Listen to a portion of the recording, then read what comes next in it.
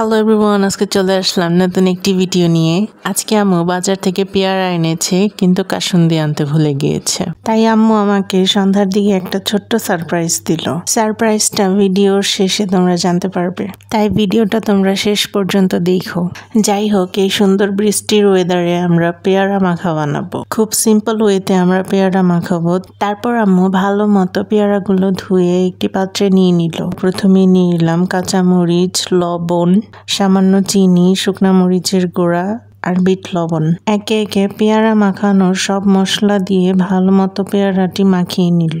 তোমরা চাইলে আরো ফ্লেভারফুল করার জন্য পেয়ারার মধ্যে কাসুন্দি অথবা তেঁতুলের রস দিতে পারো। আমার এখানে দুইটার একটা অ্যাভেলেবেল ছিল না, আর তাছাড়া বাইরে বৃষ্টি হচ্ছিল, তাই আর যাওয়া হয়নি। এভাবেও পেয়ারাটা খেতে অনেক মজা হয়েছে। ভিডিওটি ভালো লাগলে please like, comment, share with your friends and family, and don't forget to subscribe our channel Sunny Road Vlogs and hit the bell icon.